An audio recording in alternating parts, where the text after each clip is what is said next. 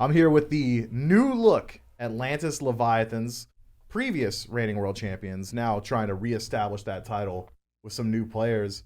Talk to me a little bit about the offseason, guys. What were you up to between worlds and I suppose this most recent tournament that you essentially auto qualified? Okay, so for me, basically when you get first rounded at Wars, it's pretty rough. Yeah, that can't be fun. Yeah, so like I went from like winning Wars to like, waiting to see like what people were up to. Pretty much in the roster apocalypse is just like what like the best teams are doing, like Kings, are they splitting, are they staying? But then I was just like talking with myself, then talk with the boys, and then yeah, it was pretty easy at the finals. When did you know that the Leviathans essentially were going to be breaking up? Was it understood going into Worlds that maybe there was going to be some roster changes at the end of the year, or was it a result of maybe that lackluster performance? Okay, so I think we were like pretty much kind of burnt out of each other in terms of like, okay, what are we doing in the off season, guys? We're gonna like look for offers, and if we don't find anything, we're gonna like go back together, right? But then there was one time where Panerom asked ZAPMAN and Shinto to get in the call, and then they were like, okay, I can get a PBN and find okay maybe as a combo. And then they were like, no, we don't want that. Like Simon and Shinto said that, right? And then they were like, no, we don't want that. And we're looking to, I don't know, just change the team. So it was like the vibe. It was like, okay, we need to do the change, right? We want to change. He wants to change. Let's just, split it. So it was Panatom originally who had maybe come to the team with some ideas of changes, and yeah, like we talked before, like, okay, we want to do something like look for offers, right? Like look for the best. But then we didn't like make up something. And then Padeno like took like the first step kinda, and then he was like, okay, let's just do the change, I guess. Fair enough. I mean, good for you, right? Was that an idea that you and Mike wanted to stick together, and then that opening wasn't there with Wrong You sticking to Leviathans, or? Yeah, I mean, I think with every offseason, probably consider like any options, and I think depending on how mature your team is, you kind of all are understanding that, everyone's gonna look for their best option going into the new season.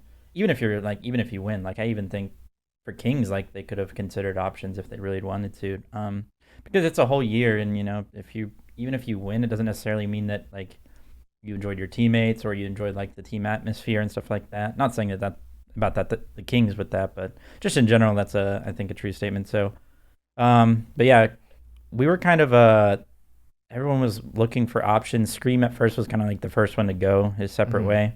Team Hopper Scream. Yeah.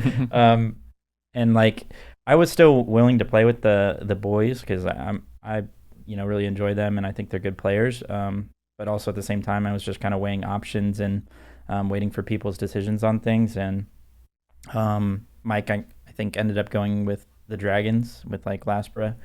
We'll call it the Warriors. Yeah, we'll call it the Warriors. They're the Warriors. I don't know. But yeah, so he went that way, and then I was just like, well, I have like a few options, and I kind of want to, mix it up going into this new year. I've kind of been in the same atmosphere for about like 3 years now. So I think it might be good for me to switch it up, and maybe I'll grow as a player. So nice. And when you joined the Leviathans, was this already with adapting on the team, or were you under the impression that maybe it was going to be just you replacing the Soul Laner and essentially just Leviathan's run back, or what? Yeah, so it was basically Steve, Ronnie, and Shinto all saying that they wanted to play with me, and that my opinion on who the jungler would be pretty like valuable. So not that I had like the sole decision on it, but that my opinion would matter for it, and that they weren't just going to stick with Panatome. And going into the year, or just all throughout last year, and even a little bit before that, there was a lot of rumors about like Panatome not getting along well with the team, and thoughts of like replacing him, or just like some roster changes like that. So going into the new year, in my opinion, I thought it was like a really good idea, just have like a fresh start to kind of mix up the team a little bit, not really have to worry about that in the back of everyone's head as like, oh, we thought about kicking Panatome last year, and don't get me wrong, Panatome's an amazing player. Obviously, he just won this past tournament and he looked amazing. A lot of times it's not about that. It's not about how strong a player is, but just like about team atmosphere and getting along well. So yeah, I actually wanted to team with Kenneth. I wanted to team with Kenneth for a while, and I think Kenneth played really well in the Challenger Cup last year. And I was happy to hear that he was looking to play in SPL again. And I think that I wanted to play with him as well because I think I can accentuate like his play style pretty well. And Yeah, that's basically it. What is that play style? Is it because when I think of adapting, I mean, you've gone through distinct phases in your career. Back when I was a young little tyke playing in the SPL or aiming to play in the SPL at like 13, I looked up to your play. I was like, he's one of the most hyper aggressive junglers on the map. He's running it down. And then we went through like the Mercury Nemesis phase of adapting, where you phased away from the Thor a little bit more slow paced. How would you quantify your play style now that we've advanced in your Smite career?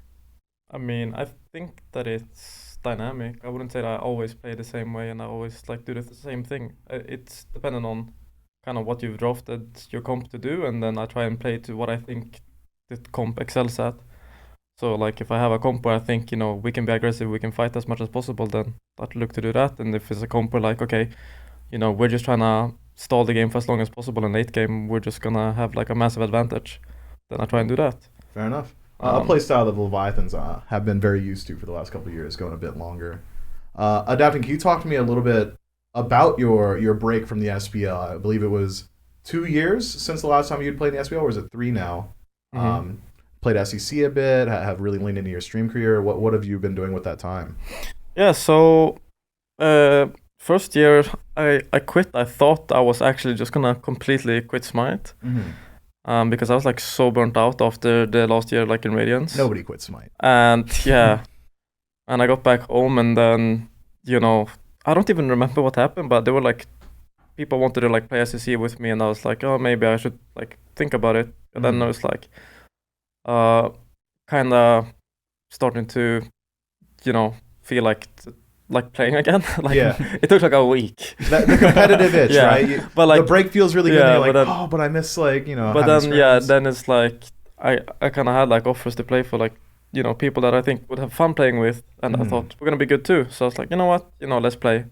And then ended up having like a pretty fun year in the first year with Elysium, when we ended up doing well.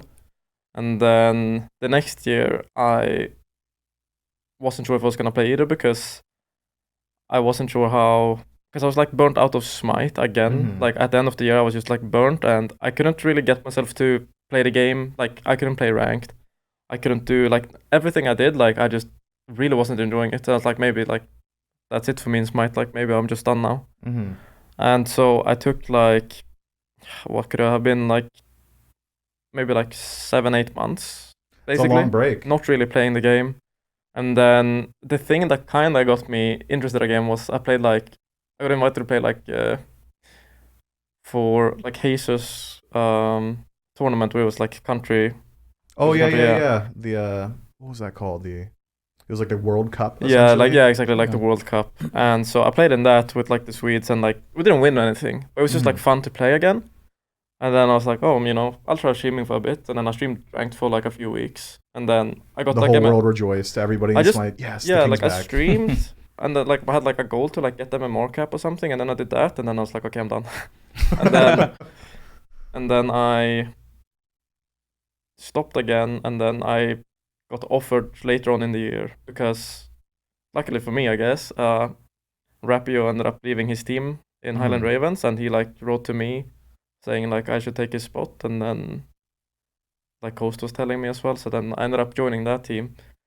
And yeah, then kind of just stuck with Smite after that. Like I was just enjoying playing, and it kind of like I was going to uni, but then I started having like maybe I should look into going back into Smite full time, because I was enjoying it so much again, and I kind of felt like this desire to like not just win like SEC, but like I just want to win like in general, and like I actually want to try and be the best again.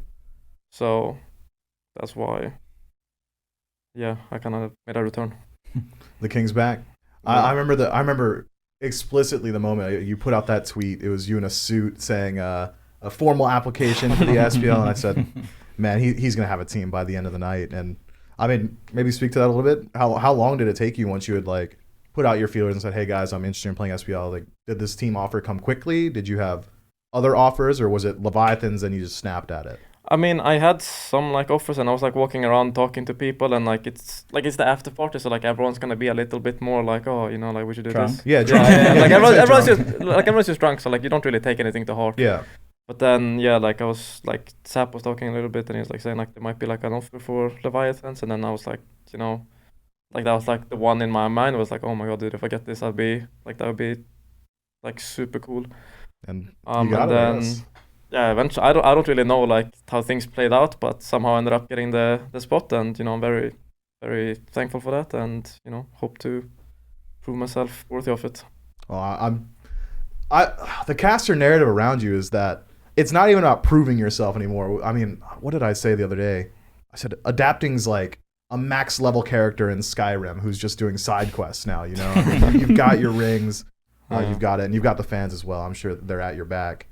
Talk to me a little bit about university. You said that you were going to it for a little while. What were you studying? I was studying computer science, like engineering degree, but I wasn't there for very long, and then I just realized that if I want to, I can just go back in the future. And the thing with Smite is, you know, like as nice as it is to be here, you never know how long this profession will last. You know, like it could be like 2, 3, 4 more years. You don't really know. Whereas with university, I was like, well, if I want to go back in the future, I can literally go back when I'm 35. I can go back when I'm 40. Yeah. It doesn't matter. Like it's whenever I feel like it's the time for me. And I just felt like I was missing this environment, and yeah, I just wanted to get back to it. Yeah, and do you enjoy living in America as well? I believe you lived here for about a year previously, for a stint, and then back in Europe. Is this an area you enjoy? Is it nice being in America? Generally, when I ask European players about this, they just meme our healthcare. But go ahead. I mean, it's not even like about the healthcare to me, but I think it's fine. Like I don't mind it too much. The only thing I don't like is that if you don't have a car, it's really difficult to Impossible. get around. So that's like a thing I need to try and get sorted for myself, is like just have a car, because in the previous years when I was in PK, we actually had a driver. So like a dedicated PK driver. Yeah, no, he was our videographer, but he was Okay. also like driving us around. So we didn't need to have our own car then. But then in like Radiance, well, I also had like then Aurora and Biggie was driving. But you know, it's just being able to have like your own kind of space and like do it literally when I want. Like I don't have to like wait around and like, you know, check if someone's like able to. But yeah, I just don't like not being able to just like walk to the store and like grab small stuff. Like I have to drive everywhere I want to go. But for the most part, I think it's fine, you know. I don't have anything that's like making me like, oh no, like this is awful. It's just fair enough. Just a nice place to live. Yeah. What about you, Ronnie and Fine? Have you guys also considered going back to school at all? I know you auto qualified in the SPL, so it's a little bit more difficult to say like what if you weren't. But where would you see yourself if you weren't currently playing Pro Smite? Well, I always have this text from my mom every year, like, are you going back to uni? What are you doing? Are you studying? Are you going back? Maybe. But then I just like, I like what I do. Like when I feel like I'm doing this for like money, I'm just gonna leave. I'm really enjoying like playing with the boys, hanging out. I think America, it's like nice to like, you know, be around for a bit, but like I don't see myself living here forever. But yeah, I just feel like I can maybe study in the future, but for now I just see myself in Smite. What do you think you would study if you went back to school? Okay, so actually I was studying international business before coming here. So I'll probably come back on that or just do like chef or something. And it's funny because I barely cook, but I don't know. When I was a kid, I always like help my mom. Like when she was cooking or something, I would always like help or like watch it. Kind of interesting in that too. That is interesting, yeah. I mean, there's such a large disparity between international business and culinary. Yeah. It's such a strange, I suppose, intersection of interest. But I can definitely relate to your mom sending you those texts. I get job applications from my mom. She's like just takes a little photo of the newspaper and sends me the job application. She's like, look at this. Like, that was funny. Yeah. The most recent one actually was a local airport was hiring gamers. Really? That's literally what the newspaper thing said. They said, yeah, it's just air control gamers. So I guess it works. And she's like, this is it. This is your out. It's like, no, I like cats. But that is good to hear. You got great options and are still enjoying playing in the pro league. What about you, Fine? If I had to guess, like just content machine or? Yeah, I mean, I've always enjoyed doing content, so I think I could go down that road. But I also think I've actually always liked school as well. Like I'm not somebody who, like, I wasn't like so happy that I didn't have to go to college to play Smite. Like I did enjoy school, and I kind of always have. If I was to go back, I don't really know what I would do still. I think it's crazy, like, having to figure out what you're going to do at, like, 18, 19 when you first get into college. And I'm 26 now, and I still wouldn't even know what I would want to do because, I don't know, there's just so many. I'm the type of person that's interested in, like, a lot of different things, especially for, like, short periods of time. I just, like, have fads where I really enjoy this, I really enjoy that. But, like, I have, like, a bunch of college credits in architecture. I was going for computer science. I could see myself going back for physical therapy to, like, help people with, like, lifting and just being healthy and stuff like that. But yeah, I have no idea, honestly. But I think easiest answer would probably just be, like, content creation, because I've always enjoyed doing that ever since I first started gaming. Like, you know, hooking up the camcorder in the middle of my parents' living room and just recording, like, Halo or COD and Gears of War and stuff like that. So probably do something with that. Fair enough. I mean, I've been watching Fine OK videos for what feels like a decade now. I mean, a lot of people get their builds from, what is it, Weekend's website? SMITEPro, I think. SMITEPro, yeah. I just type Fine OK and, like, go to the search bar and type whatever god I'm going to play. Yeah. And your builds are in the thumbnails usually, so it's super easy for me. Yeah.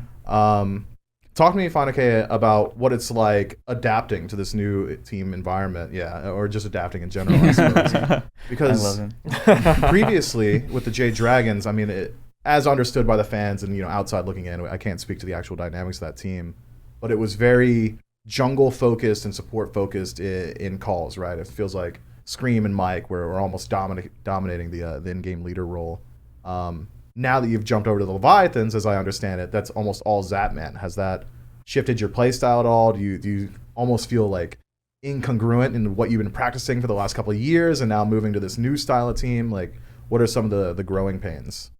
No, that actually makes a lot of sense, and you're definitely correct about Zap being the IGL. There are some growing pains, and I think there are some things I'm getting used to, but I can already tell, I mean, we've only played one, not even an actual set. We played like one set, basically, and I can already tell I like it so much more. I feel like the plans and the roles are much more clear-cut, and I understand, like, what's going to happen in fights a lot more, which I really enjoy, and I also feel like maybe I think, you know, we kind of got to the reputation for, like, throwing late games on Dragons and stuff like that, and I think some of that was a little bit overblown, but I also think that part of the reason for that was just, like, not having, like, a lot of people calling different things in the late game, and there wasn't sometimes a clear-cut, like, call in the leader. So far with Zap, it's very obvious, like, what we're doing and who we're listening to. And it just makes it so much more cozy in the game. You know, it's a lot more comfortable. So, yeah, I'm excited to get used to that throughout the year. And then also, kind of go back to the previous question and kind of talk about this as well.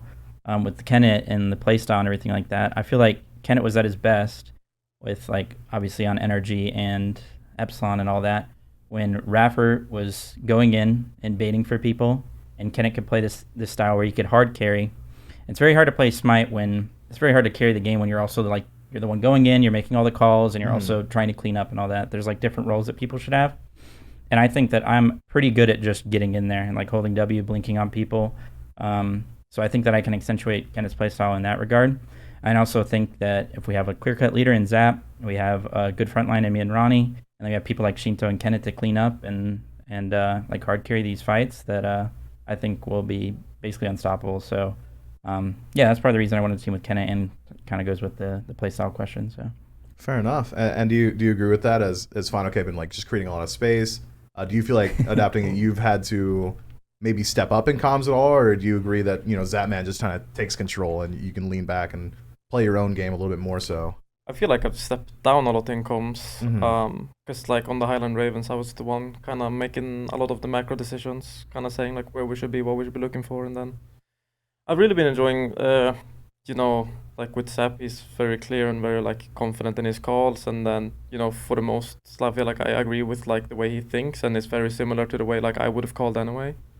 So I like that a lot, and but yeah, no, I think I'm very excited for this year, and, like, I feel like everything is kind of starting to, you know, kind of slowly fall into place, and we're gonna start practicing with our full roster soon. That's so exciting. That's gonna be nice, and I'm finally not gonna be on ping, but Sally Shinto's gonna be on ping at least. But yeah. Have you two had the opportunity to play with Shinto just yet, or has it just been Not yet. so Not a you single haven't even game. played with them yet? Yeah, not a Wow. single- No I mean, I played with scrims? Shinto and like we played in the All-Star tournament together like last year, which we won so easily. And that's when we knew. Yeah, Leviathan's that's when I was like, okay. all right, let's just finish out this year and then I can move on to the actual team. No, and then we played in like some things together. We've played other games together. Like we played what is it called? 7 Days to Die, the zombie game. Shinto, me, and Never Max. heard of it. Yeah, it's just this like fun survival game. We played that together a few times. So played other games with them, but no, we have not played a single scrim with Shinto yet. But. You know, it's probably a better question for the Jade Dragons, but considering we have just as many Jade Dragons on the Leviathans as we Just do on the as Jade many. Dragons. You brought up Max. That's Maxime or Panicat.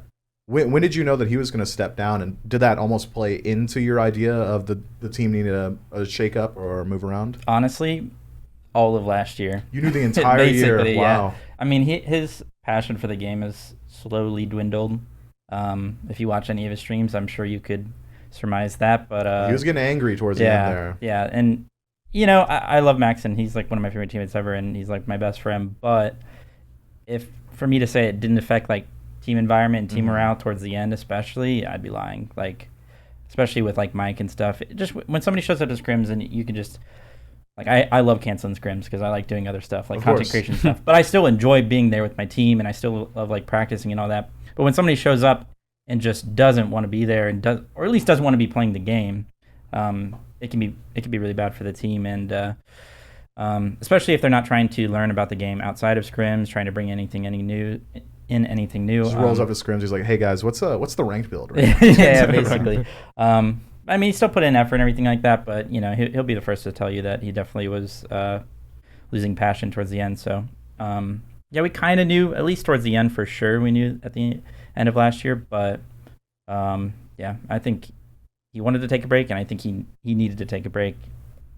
I think it'll be a break, but yeah, we'll see, I guess. Nobody quits Smite. Yeah. You know, we've got a living testament to it right here with adapting. That's a good Smurf name. Nobody quits Smite. Yeah. Keep your eyes out. If you see him, it's wrong. Yeah. You running around in your lobbies, and you'll know because he's dominating you out of support, and it just almost never happens. Right? Ronnie, can you tell me a little bit what it's like playing with a new jungler and a new soul laner? Have you felt like that's been a large adaptation for you, or maybe even in conjunction with the season 10 changes, or do you think they slotted in very well so far? Okay, yeah, so it's like a lot of stuff because like season 10 patch is probably one of the biggest patch of Smite, And then also 10-3 is just another big one too. yeah, and then also like a new environment team. Like I have never teamed with like two different teammates. I always like change one, and that's it. And so I feel like this is like something I really wanted to try, and also I feel like with adapting, I know like everything. Like I cannot see myself being ganked if I have adapting my team, because he's gonna be like, oh, this guy's here, careful left, I'm going left. Guys, don't fight this, I'm going this. Like he's very vocal, and I feel like I'm not saying like Pandem wasn't like that or like any junglers I have played with, but like you just feel like the energy, like the vocal, like you feel safe, you know. So I feel like Definitely makes you feel yeah, safe. I'm in his arm right now, you know. And with Final K too, like he's gonna press W, that's for sure, and I always love that. I feel like that was like a old hardcore playstyle, and I think that can fit a lot with the Leviathan's previous like start of the year. So pretty excited to play with Shinto, hopefully. Yeah. So yeah, I always enjoy play with Shinto. I feel like we built a synergy through the years. Like I know what he wants, I know when he wants to fight, I know what I want to do. So like obviously like some days like okay, I forget something, he's like, yo, you're wrong, you do this. Or Shinto like, yo, do this, right? So we're just like, he could like be saying like, hey, Rongo, you play the worst Smite in your life today, and I won't like even like take it seriously because he's my friend, right? I was like, okay, yeah, I did play it. So I really like all this team environment. That's good. That's good. Adapting, hearing, you know, maybe quieted down a little bit, but haven't gotten completely quiet in the comms, still feeding good information. Talk to me, well, I guess you can even. I was going to ask you what it's like to play with Shinto, because allegedly, you know, he's one of the mid laners that takes a bit more farm from his jungler. At least that's what we've seen in years of past, but haven't had an opportunity. So let's talk about the mid laner you have played with. Talk to me about Gabe Ethan. Where's this guy coming from? Like, who is this guy? He came out of nowhere, and he performed very well in the SPL. Do you guys expect to see more of him? Maybe even potentially pick him up as a sub, or just wish him the best and release him back into the wild of the SCC, or just talk to me what it was like playing with him.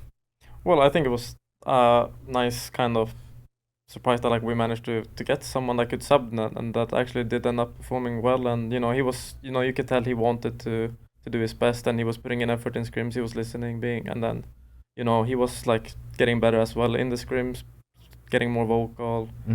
And starting to like understand more kind of like what information he should be feeding us, and which information he should be kind of taking in and utilizing. But yeah, no, I mean, I don't really know what he wants for his own like future, but I'm sure if he wants to compete, he should be given a shot.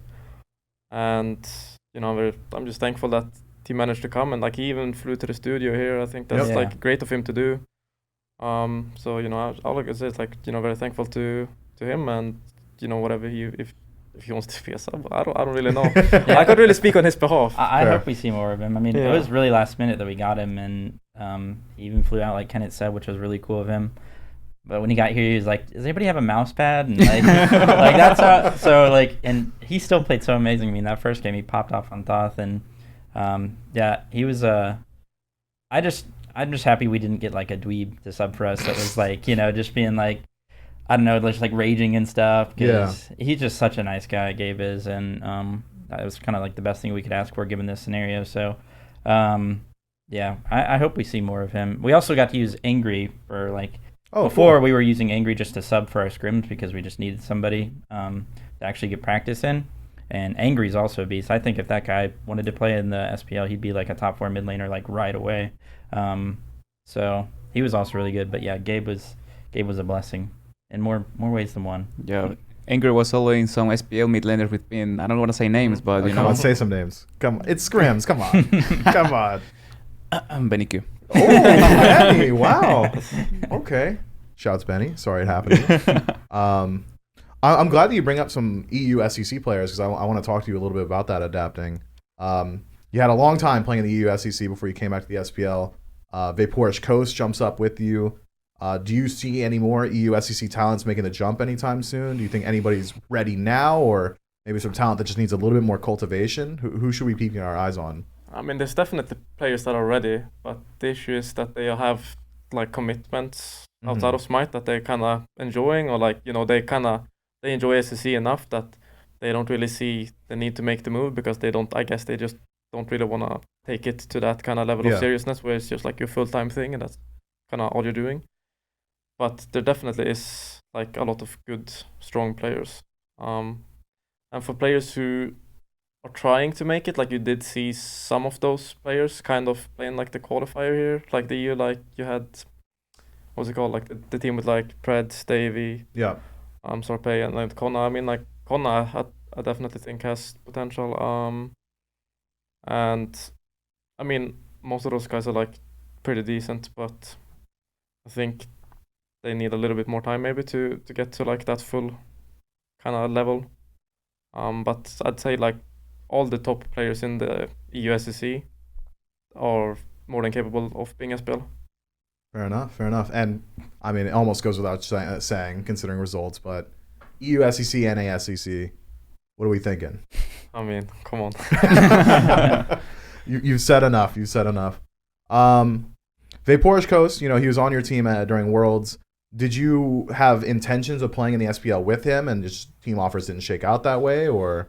So he was definitely one of the players like I would have wanted to play with if I hadn't gotten on like the Leviathans then. But we kind of like said like, whoever gets an offer, just take your best option. It's not like we were like bloodbound and like we have to team together. But had I not been on this team, I would have definitely tried to team with him because we work pretty well together and like we get along and like we have like a lot of mutual respect, which I think is important. And I also think he's like a like a very strong new talent that people don't know how good he is. Yeah, is it almost a culture shock? Because as I understand it, Coast is a bit more, I wouldn't say quiet because he'll pop off for sure, but as far as in-game leader goes, I wouldn't really qualify him as that. More so a mechanical player. Almost reminds me of Yarkor to a certain extent in that he's just always looking for that fight. Now playing with ZAPMAN, who I would qualify as maybe one of the more passive players in lane, has that kind of shifted how you have to address the map, or has it been a smooth transition there? No, I think it's been like a fairly smooth. It's just that Zap just calls more, right? Like Yeah. he's kind of taken a lot of control of like, the main leadership, whereas I'm used to being the leader and used to kind of like making those kind of calls. So that's more like for Coast. I would like try and call like around him, but I think Zap is just a more like strong voice in like what he wants to do. Coast kind of just chills in his lane, and then you just know that like if you leave him alone and you just make sure he doesn't get ganked, he's gonna win his lane basically. But And Coast knew he wasn't getting ganked because he's got adapting in the jungle and he feels safe. I had to keep telling him. The Don't culture play shock is out. probably Zap feeding in every scrim and Coast probably owning in every scrim because Coast probably tries in every scrim, whereas Okay. Zap probably doesn't try in any scrim. Oh, is that true? Really? I Yeah, figured. basically. I mean, he doesn't. He just, he limit tests. Okay. Yeah. Fair enough. Limit test. Yeah. Okay. That's a very diplomatic way to put it. Yeah. Yeah, the past 10 scrims is someone saying, guys, if I wouldn't dash, guys, if I wouldn't in, guys, if I'd beat. It's like, if, like, yeah. Eventually, you just got to do. No more Yeah. is. Talk to me about this this stigma around the Leviathans. I mean, new team this year, but in the past it was Phase 1, Leviathans, they're taking it easy. Phase 2, gearing up. Phase 3, it's like a completely different team. At least that's how it was last year. Do you feel like that's true, or maybe it just took you a little while longer to establish how you wanted to play? Do you ease off a little bit during the beginning of the year, or? Well, the thing is, like, when we won Worlds, of course, like, the teams are not gonna, like, show their best. Like, let's put an example, Kings didn't win the tournament. Mm-hmm. We did win our tournament when we won Worlds, though. Yeah. Just gonna throw that at it. And then, for example, our first phase was like, okay, we're gonna, like, everyone wants to win, but, like, we already won. We're, like, kind of chilling and vibing, right? Second phase, it was, like, more like a bit of, we got, like, 6, I think, in the first Yeah. phase one. So we were like, okay, we gotta, like, Gotta look better than 6. yeah, we're gonna, let's put, like, our effort in the second one. And it was, like, good. Like, we were, like, actually, like, doing well. But then in the phase 3, we made a change. So that changed all the environment, right? Kinda. Mhm. So we were, like, more dominant, or, like, we were, like, new environment. We want to, like, try something new. Or, like, the new players, like, bring us something new. So, like, it's something spicy for the team, for the environment. And that actually makes you, like, wanna not try more, but, like, just changes and you, like, kind of like it, It's like when you're a kid and you find something new, you really Yeah. like it and do it and do it and do it. So pretty much like that. So it's like how the events occur, I think, how it happens. Like for me, myself, I'll always try like phase 1, phase 2, phase 3. And if I don't win off season, I'll try to. So, it's just how events happen. So, yeah. Fair enough. So just maybe how it shakes out, not a trend that we're going to expect seeing going forward. I mean, 2 new players over there. Are you guys sandbagging in the early phase, or no? You're Not- coming out to play immediately. I mean, why would I? Yeah, fair enough. I mean, I like winning everything. The Dragons won a lot too. Yeah. Regular season. Oh. Speaking of the Dragons, we've spent the last 30 or so minutes beating around the bush. I didn't want to rub salt in the wound. Let's talk about that most recent set. It was a 1-2 victory for the Jade Dragons in the SPL kickoff event. Was that an expected outcome for you guys? Were you expecting the Dragons to make it as far as they did when you fell, No. or were you really? Did you guys see yourselves winning that tournament more realistically, or? I'm going to say it. I think it was pretty cringe. They banned our sub god. Yeah, they banned out your sub. Yeah, that's I why saw there was a lot of dedicated bans. I to call mid. them the cringe dragon since then. But yeah, I mean, they're a good team, but, Nah.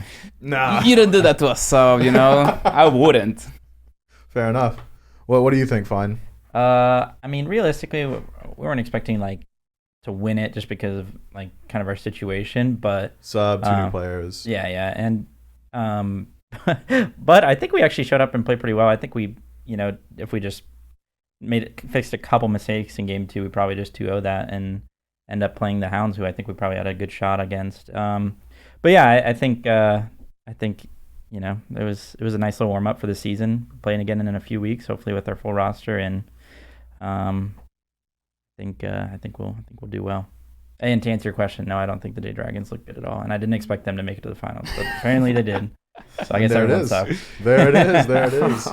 What about you, Adapting? Did you feel a shift in pace now moving into the SPL level of play, as opposed to spending? Well, I guess you played at Worlds, so you're probably a bit more used to it. But did it feel a lot different from playing in the SCC, or? I mean, it's different from SEC for sure, because like at least in the EU SEC, people try to play like very slow.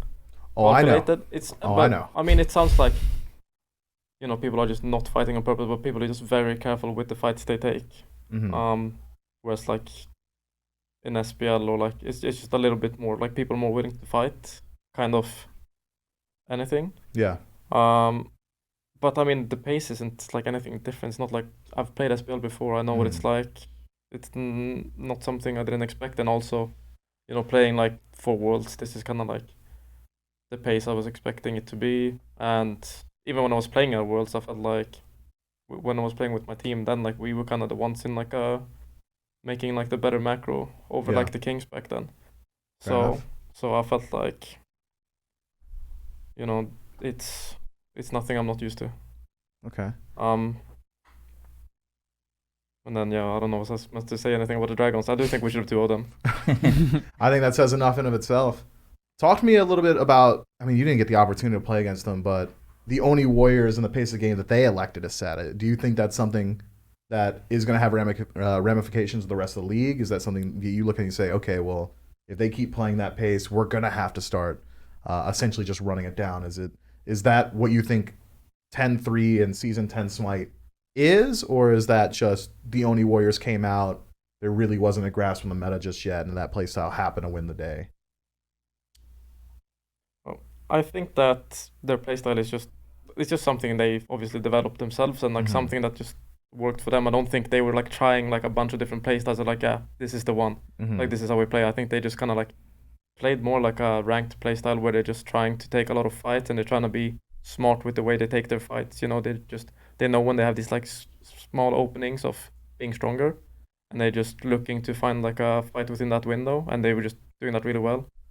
And then, you know, you could see they were like not that disciplined still, right? Yeah. Like a lot of like overextensions and just like dying for no real reason, and Sot dancing in the Phoenix. yeah, like yeah, exactly. Like Sot's just like standing, just like twerking in between the Phoenix and the tower. And but I mean, I think for this tournament, like it worked out really well for them because no one really was able to just like play the map around what they wanted to do, and you know, obviously they looked really good doing it. So it's hard to tell what's going to be the meta going in, but I don't think it's gonna be like super fight heavy. Okay. But we'll see. We'll see. What about you, Flan? Do you echo those sentiments, or? Yeah, I mean, I agree, and I also think you know, going into like a preseason tournament with the big patch right before, you know, nothing's really going to be too set in stone, so that kind of play style will just kind of thrive. And if you guys ever watch Daniel or Sot stream, you know, they have plenty of reps in that play style where they just kind of, you know, 10 hours a day, dropping triple doubles every single game. Yeah. Like they'll be up 30-0, and then all of a sudden it's 30-30 because they just sit in the fountain trying to kill people. Like they definitely know what they're doing when it comes to that kind of game. But yeah, I mean, they're all really, really sick players. Like and I think that it kind of just like perfect storm for that kind of tournament for them. But I think as the season goes on and people start to really develop their, like, you know, their own metas and playing the map correctly, I think they'll struggle a little bit with that. But yeah, I think they're great players. So we'll see what happens. Yeah. Do you have maybe some of the concerns that the casters had when we developed our power rankings at the beginning of the year? What we had said was essentially, in this Oni Warriors team, it looks like they've got a lot of mechanical talent. Obviously, these are new players, young players in the league. The only concern is, who's that leader going to be? Who's that in-game leader? I mean, maybe you guys have some insight into that, who their shot caller is. Allegedly, it's Pagon, self-reported, but I'm not so certain. Do you think that's something that could be a weakness as the meta starts to be developed and people figure out exactly how they want to play? Or do you just not foresee it being an issue? Wait, Leviathan's fourth. Yeah, I mean... Oh, we're leaving. We're going. I thought it was going to take a little while for, you know, the king to start warming up and Final K to, like, you know, make the adjustments. Don't look at... You know, I'm asking about the Warriors right now, Ronnie. I'm asking about the Warriors. I mean, I'll answer that. I think... Wait. What was the question again? Do you foresee the Oni Warriors having issues with shot calling as the meta is developed? Okay, so throughout the year, this is part of our problem actually, was that we didn't sometimes have like that dedicated shot caller, or at least. And this is you with the Dragons? Yeah, okay. Sorry, with the Dragons, with Daniel, and Daniel would sometimes be really vocal about like what he wanted to do, especially when he had a lead, and he would like actually kind of command a little bit of like people around the map. for certain things, which I think if he was to like take that full role with that team, it could be pretty good. However, I do think that in general, it's probably better, at least until late game, like in that early to mid game, it's probably better suited for a role that can kind of control the map a little bit more. The supports the jungles. Yeah, although Daniel kind of acts like a second jungler at times, so I guess it doesn't matter. But yeah, I do think that is something that they may struggle with a little bit, especially like you said, with just being newer players and less experience, especially when it comes down to these like important tournament games and just being really disciplined. I think that's something they will struggle with is discipline. But you know, these are problems. You know, we have our own problems. Every team's going to have their own problems that they're going to work on throughout the year. So I'm sure that they'll kind of recognize that and probably practice for it. So who knows? Or maybe they won't practice for it and they'll just keep running it down every game, which I could also see because it's fun to do that. And I was also going to say that it's a fun play style. So if you're having fun and you're good at that kind of thing, you're going to have some success with it, I think. So yeah, I guess we'll see what they do. Yeah, and with Season 10 already showing that there's going to be patches that are just insane. I mean, with the year 10 initial patch, it was 70 god changes, 100 item changes, reworks to glyphs, things along those lines. And now the Season of Hope doing the exact same thing again. Maybe we hypothesize that the Oni Warriors thrive in an environment that is so rife with entropy and chaos and things of the like. Talk to me a little bit about your grouping. You are in the Chaos group, I believe. How do you feel about that group? Do you feel like this is a group that you guys are going to thrive in? Do you like your matchups into these other teams, or would you prefer to be in Group A? Like, how did things fall into place, Ronnie? I really like our group since it's like based on the performance of the tournament. It's kind of stacked, but Group B looks very stacked. Yeah, but then it's just gonna be like, you know, this tournament was like you know, maybe someone had a bad day, a good day, so it wouldn't like matter. So I feel like our group is really good. I'm glad the Dragons are in our group again, so I can have a little revenge tour there. But yeah, I just feel like our group is good, to be honest. Pretty stacked. Yeah, give me tentative power rankings. Where do you see yourselves finishing in this division? Are you going to be number 1 going out, you know, auto qualifying the Masters? I mean, obviously, anytime I ask a competitor where they think they're going to I can do a tier list. So I'll put ourselves, of course, first. I'll put the second, the Jade Dragons. Okay. Third, Oni Warriors, and fourth, Gladiators. Really? You got the Dragons over the Warriors? Yeah. Okay. Fair enough. Because I feel like the Dragons, over the time, they're gonna be like a more discipline or like a more counterplay to the Oni Warriors, and I feel like they can beat them. I'm not saying like Oni Warriors are gonna be bad or no, but like I feel like the Oni Warriors doesn't have like a good playstyle that you can, you know, like you can prepare to that playstyle pretty easy because they're just running it down, and that's okay. It worked, but maybe they can work something for the future. But for now, what I just saw, I feel like the Dragons can be a little bit better than the Oni. Do you agree with that, Adapting? Is that how you foresee this group falling out? Well, I mean, I would put us first, and then, I mean, Dragons only, I think it's kind of,